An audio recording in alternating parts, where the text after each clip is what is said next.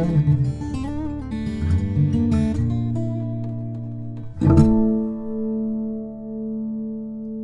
it's Michael Watts here. This is an episode of Luthier Stories that I have looked forward to for so long.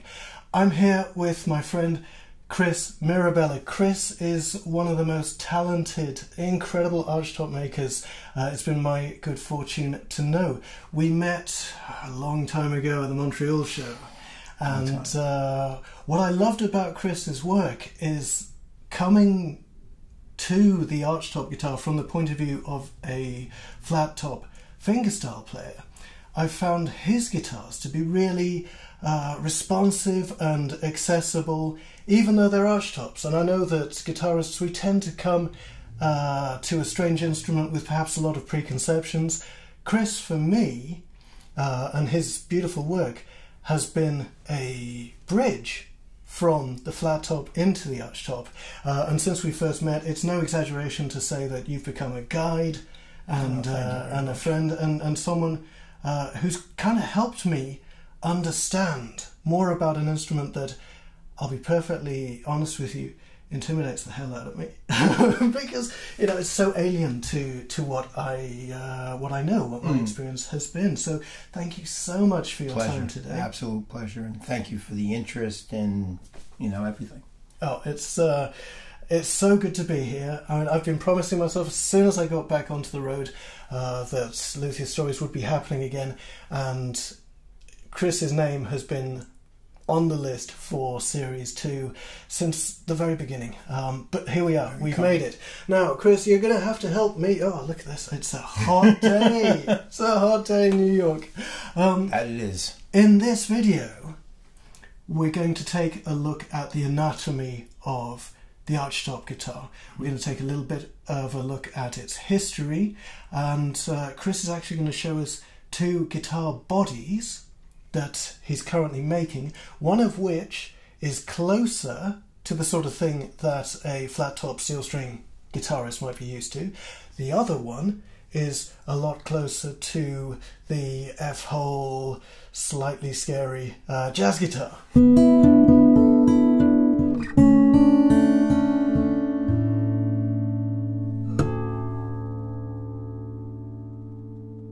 Here's basically where we're starting. So we're starting with the sides. They get bent, placed in this mold, and from that point we can attach the neck block, end block, linings will go in. This guitar has a side sound hole, so the side sound hole structure and reinforcement is added.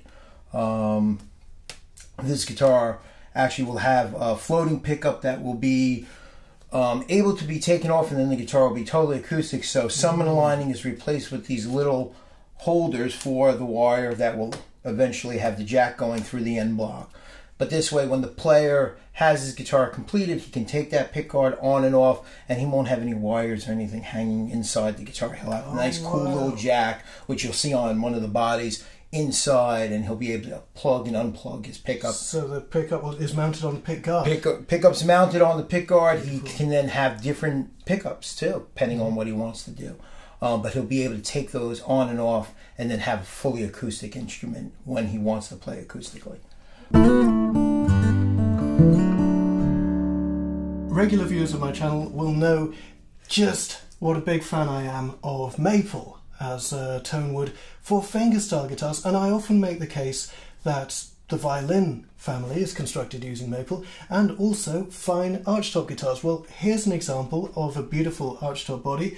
We've got maple on the back and sides. What role does that wood play in the archtop guitar? In archtop, maple is probably the dominant wood that's used because it's so effective in getting the sound traveling through the body.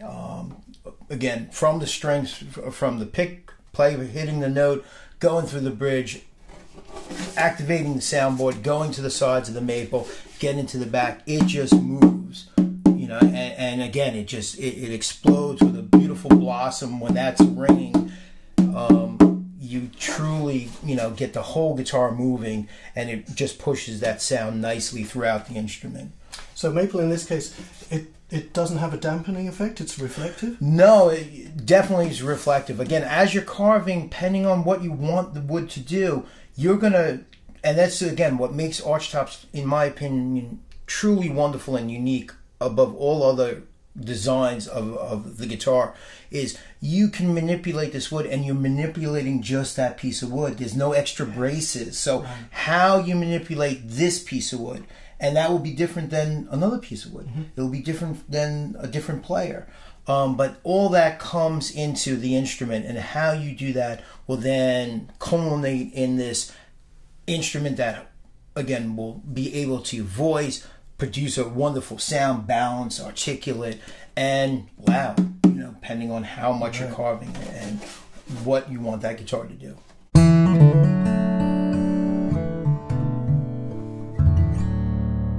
And so this instrument, we have something approaching a Sandhill that would be fairly familiar to a guitarist like me. I mean, at least it's centre mounted, even if it is oval shaped.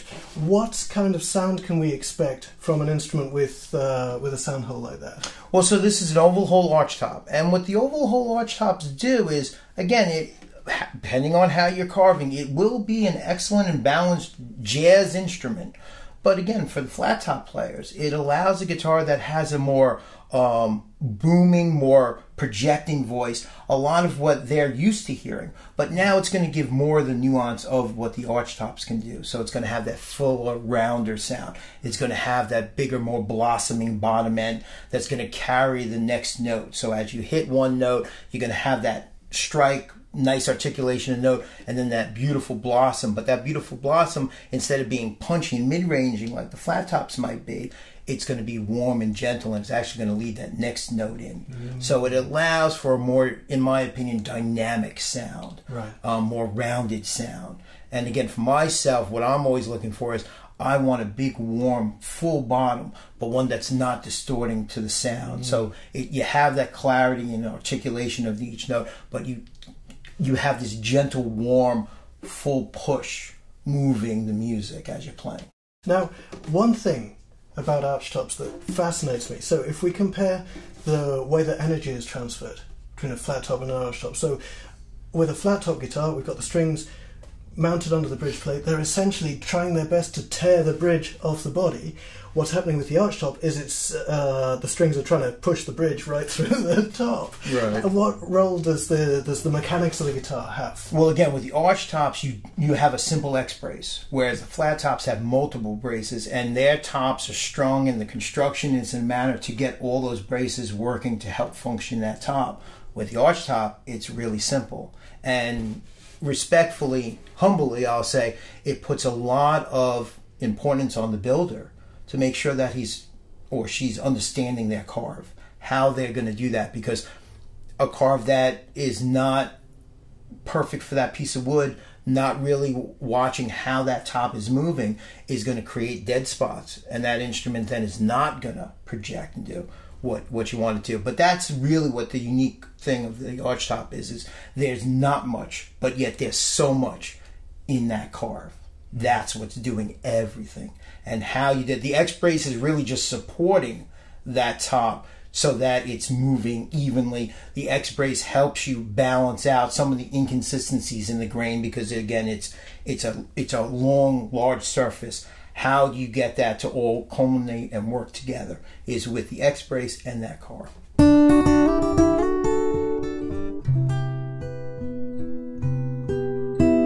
So now this is a 16-inch Crossfire. And again, this is actually an excellent example in how you can take a smaller body, but still give that smaller body the same volume and ability that the bigger bodies have.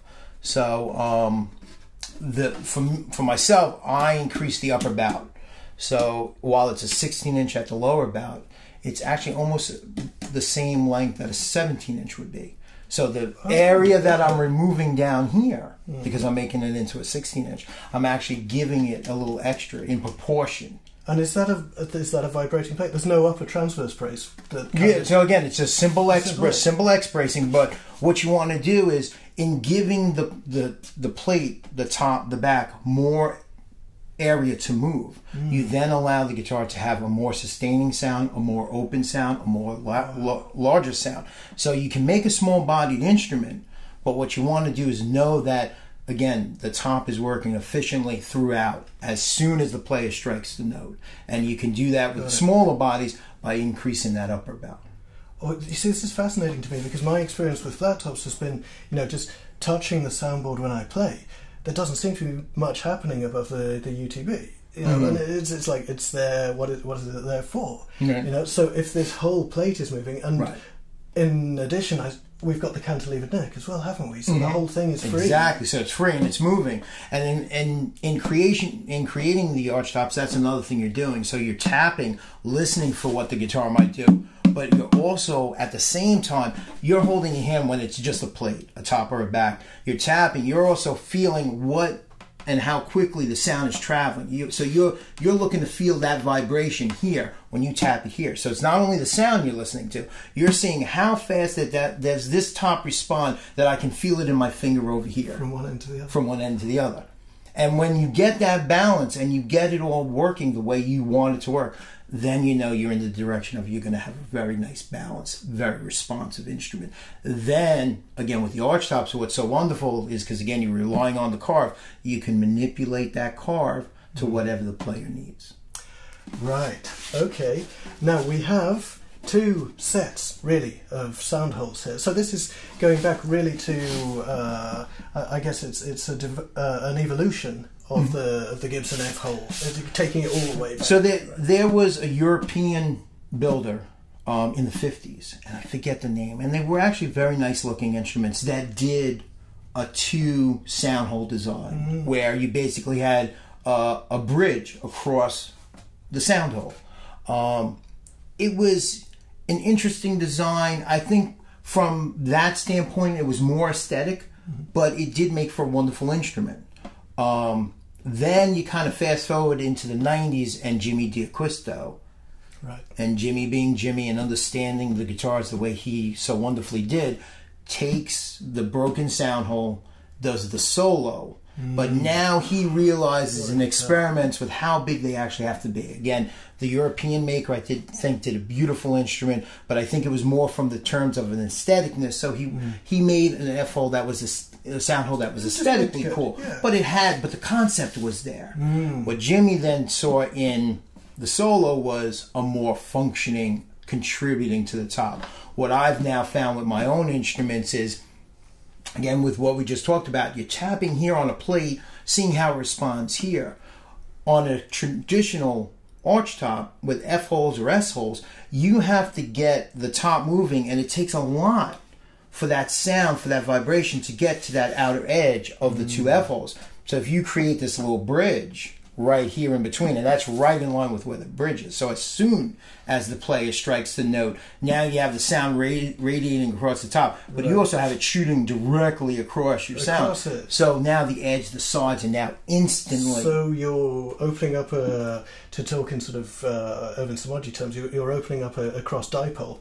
Exactly, and you're getting response almost instantaneous as the notes being hit. Wow. So now the guitar is far more responsive to the point where now you actually have to tone it back because you have so much power coming out of the guitar. And that's and that's what's one, because it's so much easier to dial it back and control, as opposed to having an instrument that you're trying to get more out of.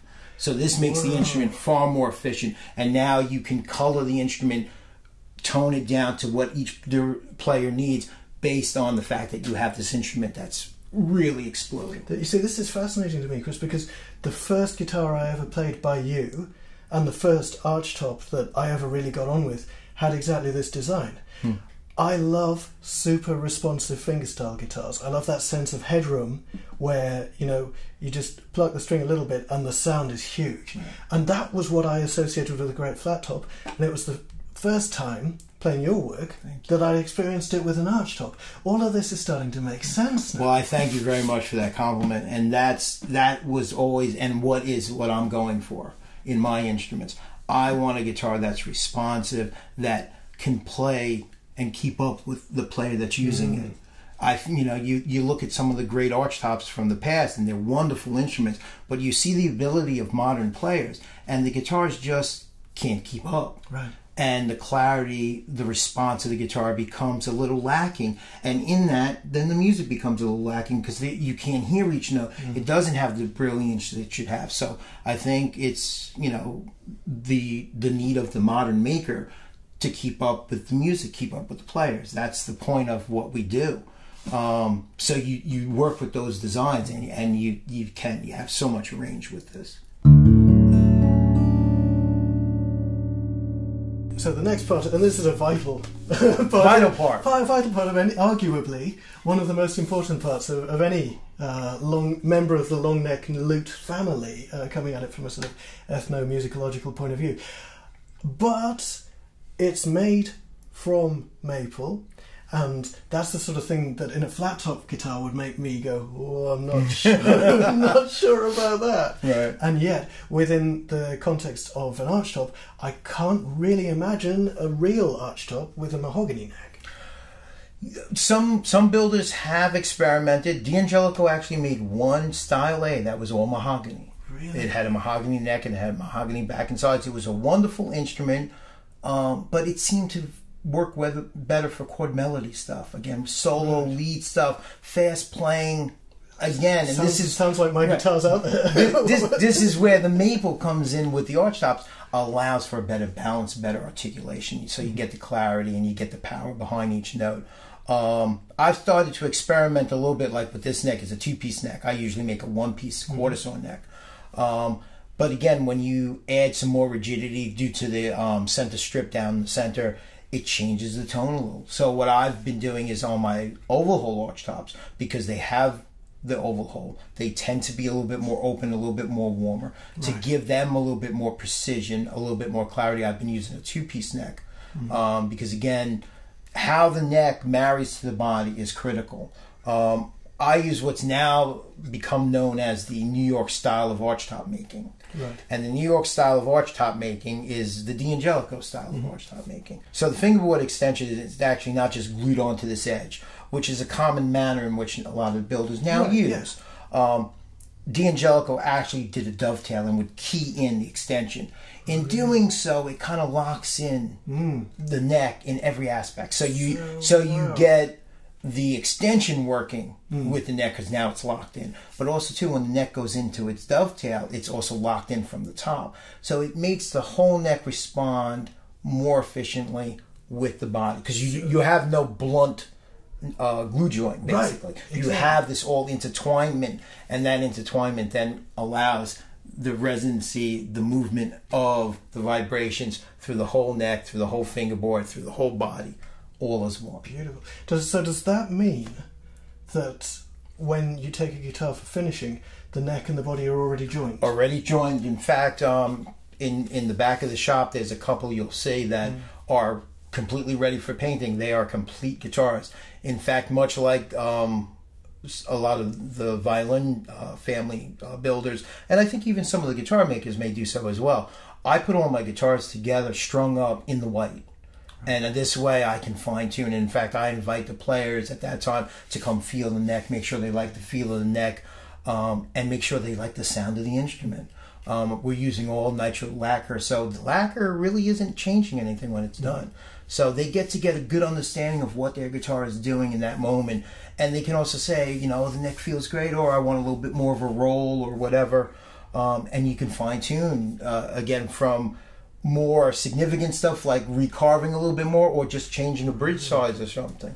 You know, a player can sit there and go, wow, this is fantastic, but I wish it had just a little bit more warmth, or I wish it had a little bit more pop on the, you know, on the treble notes. You can adjust all of that and get that and have it perfect before you even go to paint. It's a 14 fret to the body joint. 14 fret to the body joint. These necks, because they have an offset oval hole, and even the Crossfires have 24 frets. Wow, so you got a full 2 octaves on the Yeah, screen. so you got a full 2 octaves, and it gives you the E and the B. We use offset pickups on both models, so this way they're tucked in nicely. They don't get in the way you're playing. Some of the guys prefer the 22 straight. You know, again, whatever the player needs, you can do it. Okay, well, here's a challenge for you, because I play 12 fret instruments. I know Gibson in the 30s made maybe 2 with 12 frets. Have you ever played or seen a 12 fret archtop? Do they exist? I think some have experimented. Myself personally, no. I know Yeah. it goes completely against what the Archtop is there to do, because I mean, obviously, in like the 1930s, before amplification, we were looking for volume. Right. We were looking Well, to I think in that regard, you know, and again, other builders may have experimented and found some success. I think when joining at the 12th fret, you're moving your intonation mark on the body so substantially and significantly that it may limit how you can carve and what you're going to get from that carve.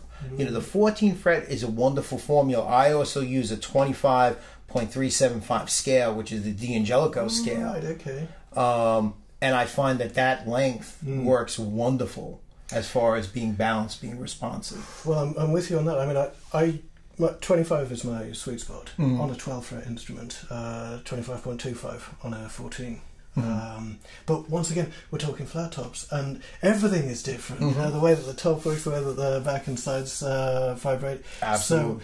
So, you know, once again, I mean, the whole of what I do is just me learning.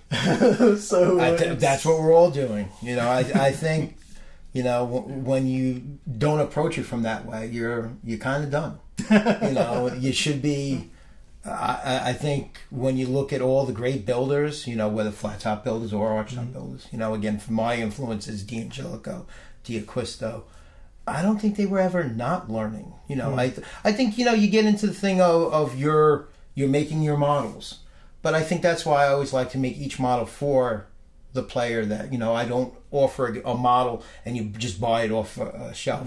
I love that interaction with the players, because you're learning from each player. So each guitar has something notable to them, and for me as a maker, it's always a learning experience. Okay, so this is a completed Mirabella instrument. Yeah, this is a completed New Yorker Crossfire.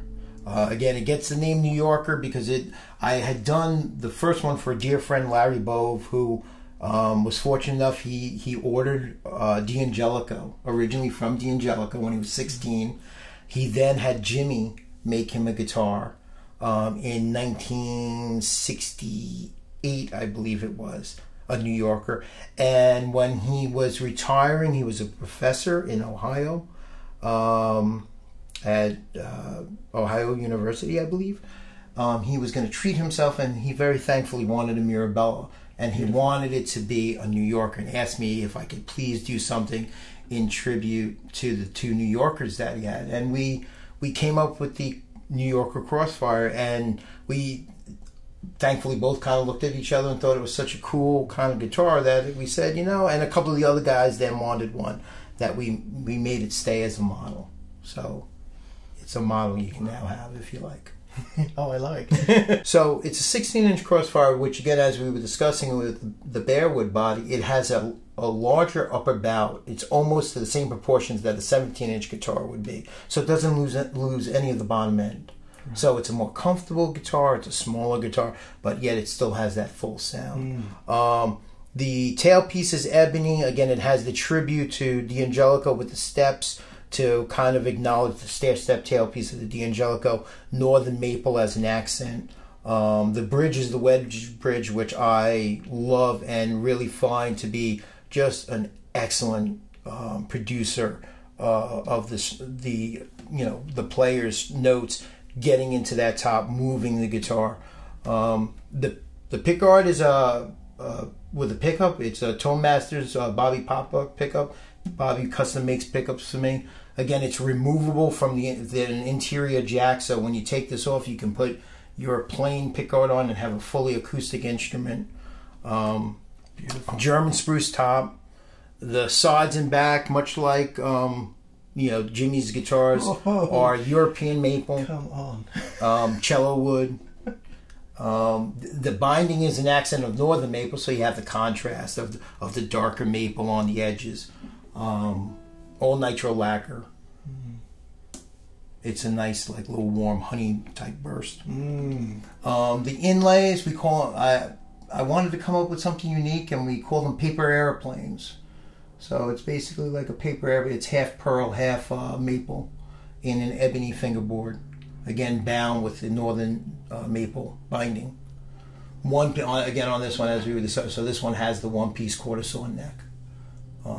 Ebony backplate, just as an accent. That's such a nice touch. Thank you. So with the headstock, again, a nod to D'Angelico is the aluminum truss rod cover. D'Angelico, of course, having mine being the elongated style that I've tried to make guys have something to. They'll know the Mirabella guitars from a distance. You know, how do you have something that's unique? It's with all of us working on ideas for sound. An equally difficult thing for us is to have a distinctive and notable headstock. Oh yeah, and it's important. And it's yeah, right. Well, because again, you first and foremost, you want someone to hear the guitar and go. You know, again, you listen to a D'Angelico, you kind of hear it and you go, that's a D'Angelico. Right. So you're definitely working on your sound that you want to have something go, oh, that's a Mirabella. But you also want them from the 20th row, you want them to go, oh, he's playing a Mirabella. So that's where the headstock, and again, the headstock is a culmination of a tribute to D'Angelico, a tribute to Jimmy. It got the M on the top, which basically replaced the finial of the D'Angelico. Right. That was the nod towards that. The elongated truss rod covers, again, with that, I will humbly take as my own and say a lot of people will put in the pearls in the headstocks. They will even put in the open spaces. I decided, let me elongate the truss rods. I can do different truss rods, and it thankfully became something synonymous with the Mirabella guitars. And again, 25 years later now, still doing it and just love the look of it. And people now see it and go, oh, Mirabella guitars. Absolutely. Which is really nice. So, Chris, what do you look for in your instruments? I think I'm looking for an instrument that is going to allow the player to be the musician they want to be. I think most importantly is, from my perspective, I'm trying to find in the guitar the player's voice. Right. And, you know, you're looking at what's going to give you all the ability that player's going to have no boundaries. You know, you want them to have unlimited possibilities, endless, you know, ideas. And I think you do that by really working with your instrument, working your materials, trying to find out the most from them. And I think if you're honest to the guitar, again, the musician puts in their heart and soul into their lyrics, into the music, in the hopes that when people listen to it, they'll hear and feel what they might be thinking, what they were writing about. It's same for the guitar maker. You know, you're putting your heart and soul, you're putting every emotion into your work. And if you do it just right and you pay attention to the details and you're honest, and I say you're honest in that you really want the guitar to be great for the fact of it just being a great guitar, not for production, not for this instrument to be perfect, then you're going to allow that guitar to be able to be perfect for someone, and hopefully the person you're making it for, and they're going to be able to do wonderful things with it. What made you become a guitar maker, Chris? How did it all start? It actually started with classical guitar lessons from my father at 5 years old. And regrettably, a classical guitar teacher that was a little too strict for a 5-year-old. So I lost the interest, but then regrettably, when I was 9, my dad passed away. And when my dad passed away, my cousin Chucky, who was a wonderful person, have to say, throughout my life, surrounded by wonderful people and inspirational people. My father was an inspirational, wonderful guy. But when he passed, Chucky came to me with a couple of albums, one of them notably being a Jimi Hendrix album. Oh. My father, you know, my father was an Italian immigrant, so I grew up with classical and opera. That's why the classical guitar lessons.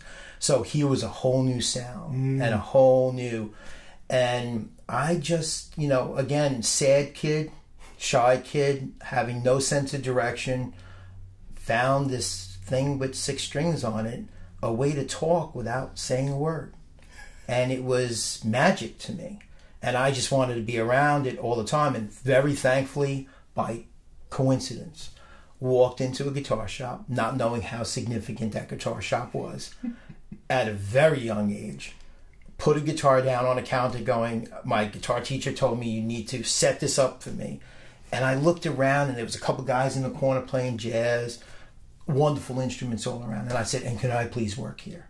And thankfully, again, another amazing and wonderful person, my mom, again, a wonderful lady who at the time was a young woman, had lost her husband, worked 3 jobs so she could go to school at night to become a nurse, and at the same time was a grief counselor to other ladies who had lost their husbands while she was grieving for her own, was tremendously supportive, and went with me to the guitar shop and said, please, could you let him work here? All he talks about is this guitar shop. And thankfully they did. And that starts this journey of, and I have to thankfully say, right place, right time, right circumstance. I step into this world where there's these wonderful guitars, vintage guitars are all around, but they're not at the prices they are in today's world. Yeah. So you'd see them, guys were playing them, guys were using the D'Angelicos as regular gigging guitars. And Jimmy D'Acquisto was a friend. And we were seeing all the guitars Jimmy was doing. So it was just an amazing and wonderful time. And again, it was the one time, again, sitting here talking with you now, you take me to a party and you say, hey, Chris, we're going, I'm the quiet guy in the corner. Oh, yeah, me too. That's me. You give me this and I can talk about it indefinitely and love the people. I love the players. I love the other builders. There's such an amazing amount of energy and positive energy in the music, in the building. You know, and you'll see designs that you think are wonderful. You'll see designs you'll go, cool what they're doing, but that's not what I would consider. Right. Yeah. But it's just all wonderful ideas, wonderful insights, wonderful music, different players. So it feels like home. And thankfully always has. Look, Chris, thank you so much for your time today, and thank you wholeheartedly for being my guide through the Archtop since we met over 10 years ago. I mean, it's been an inspiration. It's been such a joy having you around to ask strange questions to. Well, and it's a joy to be with you today. It's a joy to be with you, and thank you so much. To know that I played a role in your, looking into the Archtops, your appreciation for them is amazing to me. As I appreciate you I appreciate you immensely as a dear friend, but tremendously respect you as a wonderful player. And because of that, knowing that I played a role into your insight into Archtops being an instrument you can use for what you're doing, I think is wonderful. You've made them a lot less frightening than they were before, and for that I'm very, very grateful. Cris Mirabella, thank you. Well, thank you, Michael. Pleasure. And thank you to you for watching. This has been a Luthier Stories episode. I'll see you next time. Until then, stay tuned.